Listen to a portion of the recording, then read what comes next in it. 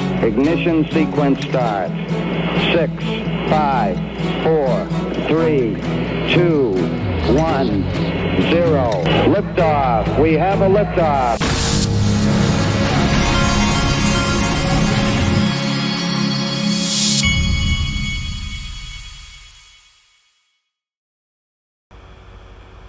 Hey everybody, this is the Digital Asset Investor, and today is probably the greatest day in history for the greatest digital asset ever created, XRP.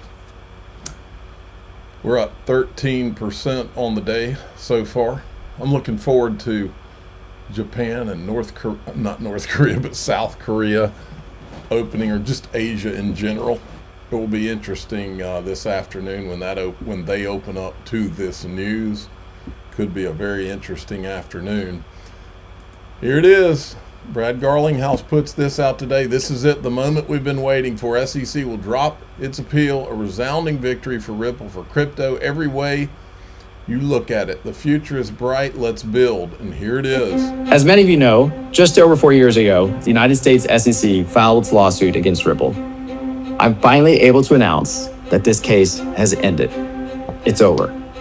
Sitting here today and reflecting on 4 years ago, it seems very clear to me that this case was doomed from the start. In so many ways, it was the first major shot fired in the war on crypto. I truly felt like I knew then that Ripple was not only on the right side of the law, but I felt that we were also going to be proven to be on the right side of history. And really, I think, sends an ominous sign for innovation around cryptocurrency in the United States. Picking winners in general has not been something the U.S. government should be in the business of doing. I think the judge realizes this is not just about Ripple. This will have broader implications. As Mary Jo White, the former head of the SEC, has said publicly that she views this as a dead wrong, and the SEC is dead wrong on this decision. Ripple is the first company with the resources, determination,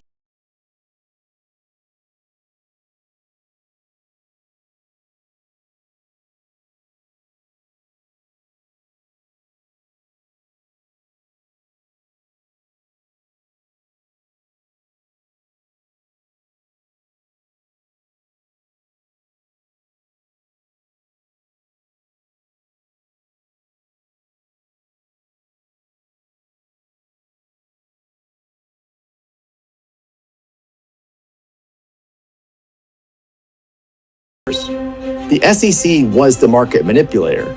The SEC wasn't seeking justice. They were seeking to win a case at any cost. Forces inside our government aligned with the SEC and embarked on a campaign of debanking anyone associated with the crypto industry. This was lawfare, a war of legal terror. Fortunately, the judge rebuked the SEC multiple times in this journey. First, for lacking a, quote, faithful allegiance to the law. The SEC was sanctioned in our case for discovery abuses, and the pattern was repeated in other crypto cases. Well, let's just say they're trying to confuse you. We won then on every critical legal point, proving that the digital asset XRP is not a security. That is now the law, and those wins have laid the groundwork for policymakers to adopt a set of rules for crypto that are in line with nearly a century of securities law. With today's news, the war on crypto has ended in defeat for those who turned our own government against a technology and an entire industry. I'm heartened that we have paved the way for other industry players to see the value in not backing down, and for others to use our legal playbook to fight back.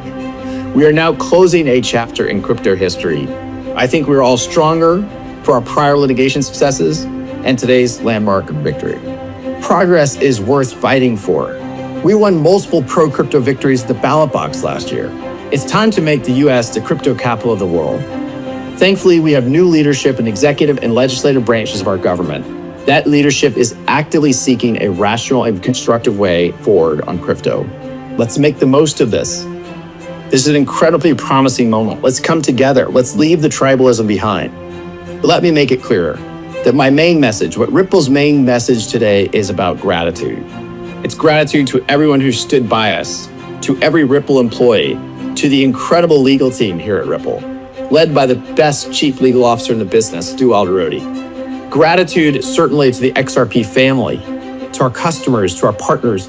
Thank you. We couldn't have won this battle without all of you being behind us and working together.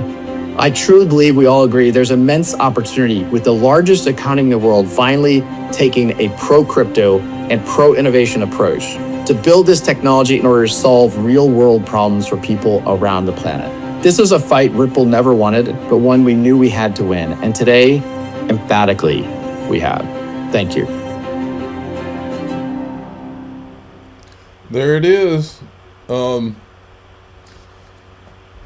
Okay, wanted to show you this. I said, my first thought was XRP Las Vegas is going to be wild. If you've ever even thought about coming to XRP Las Vegas, this is the year to do it. Who knows? I mean, I don't know how long Brad Combs intends to do XRP Las Vegas, but man, this is the year. There's going to be really be something to celebrate, a reason to be in Vegas. Go to xrplasvegas.com. It is on like Donkey Kong. Brad also said this mention got dropped on the editing floor, but let me also give my effusive thanks to our outside counsel, especially my personal attorney, Matt Solomon, for being a true believer in me and our case from the beginning. All right, and then we've got, did I miss something?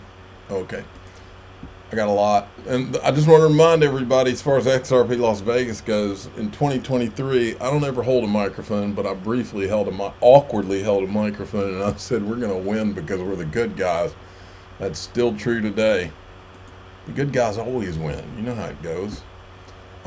Stuart Alderati, today Ripple moves forward stronger than ever. This landmark case set a precedent for domestic crypto industry with the SEC dropping its appeal. Ripple is now in the driver's seat, and we'll evaluate how best to pursue our cross appeal. Regardless, today is a day to celebrate this victory. Then we got this, XRP jumped 10% as Ripple CEO Brad Garlinghouse said the SEC set to drop its appeal. Then Brad Garlinghouse was on stage at I think it's called Digital Asset Summit today. This is from Subjective Views. We have a breaking topic. So it's on Twitter, but Brad can probably save you the time and give you a summary. There's an update to the appeal. It's always good to make news while here at Digital Asset Summit.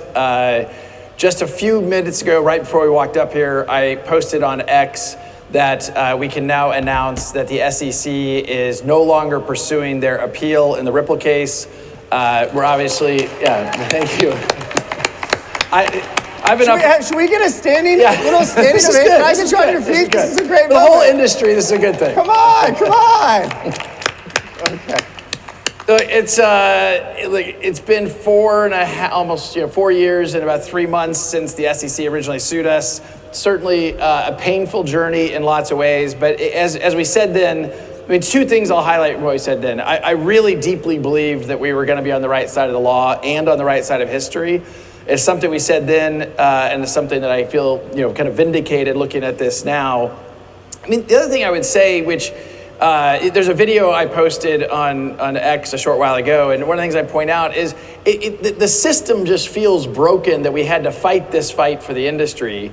And you had an SEC attacking the industry, and particularly in the Ripple case, there were no victims. There was no investor loss. This is not something where the SEC was like, something bad happened. It was they were trying to bully. They were just not acting in good faith. And luckily, you did have courts rebuke them.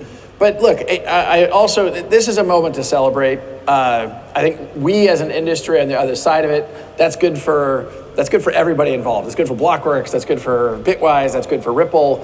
And so I'm really happy about it.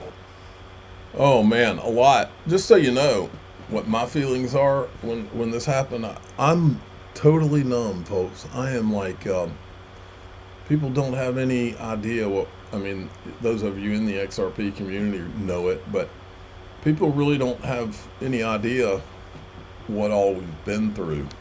And that includes the whole community coming together and doing all kinds of stuff in this case. And I'm more inclined to tear up than I am to jump up and down. It's been a long journey. I've learned a lot about how evil people can be and how bad things can get. And it was tough on me, I can tell you that. Tough, scary, you name it. I like metal lawmen like this. Big congratulations to the XRP community for fighting good fight and prevailing at long last. Freddie Mercury said, "You are the champions, my friends. No time for losers, because you are the champions of the world." Retweeting Stuart Alderati. Brad's going to be on Bloomberg at 12 o'clock. I think you can watch that on YouTube if you go to maybe Bloomberg TV. They probably call it Bloomberg TV on YouTube. 12 o'clock. That's in about 40 minutes. And then here, John Deaton did a Spaces a few minutes ago, and here's part of what he said. Asset Summit, and I'm looking outside the window. John was at the Digital Asset Summit. And there's a big billboard that talks about Ripple and Ripple custody and things of that nature. You know, Brad on stage said what I believe true is that the industry is underestimating the tailwinds that we've been given with the new administration, the new SEC, the Strategic Bitcoin Reserve, digital asset stockpile. And he was asked about, you know, what is the future? And one of the big issues is custody, and I think that's why that billboard's out there saying Ripple custody. He was asked about tier one banks, you know, and he talked about how their introduction would most likely be into custody, and that's why Ripple purchased the custodian company that they purchased. But he was very bullish that the United States markets are just starting to open up, that they have been basically closed. And you're talking about the greatest and most biggest financial markets in the entire world. And so when I tell you that he's smiling from ear to ear, there's a reason. There's a reason. XRP ETF boom incoming, folks. There's nothing stopping them now. Here's another clip from the Digital Asset Summit. I own Bitcoin. I've owned Bitcoin for a long time. I first bought Bitcoin in 2012, coming out of an event when I was first introduced to it. And I am bullish on Bitcoin, period, full stop. I'll leave it at that. Like, there's lots of other things that people say about me, and I don't think I've ever tried to be anti-Bitcoin.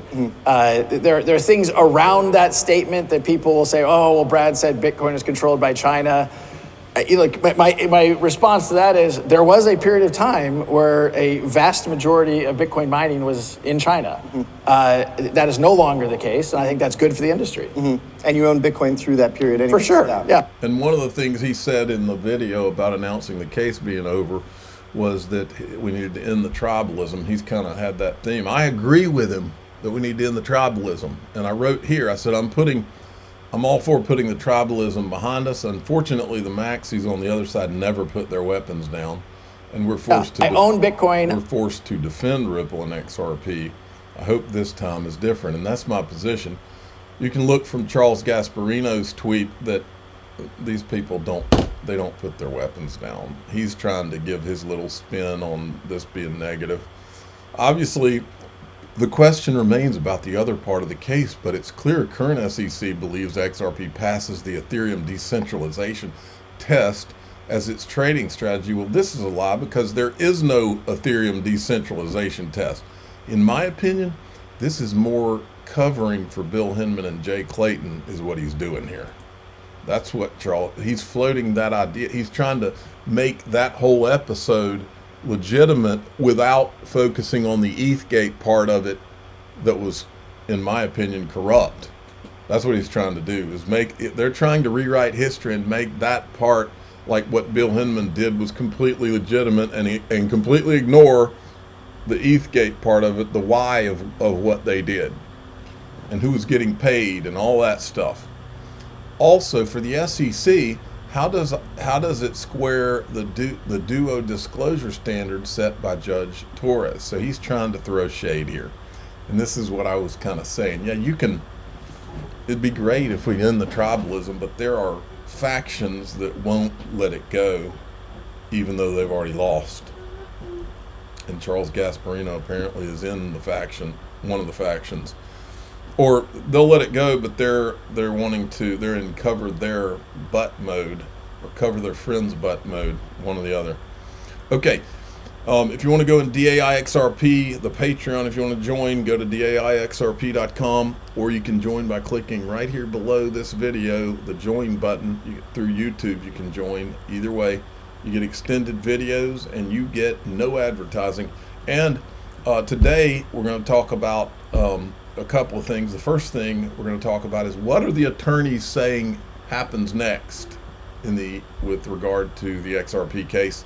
And based on the video Brad Garlinghouse put out this morning, what are the chart guys seeing in the charts now that this news came out and the market reacted?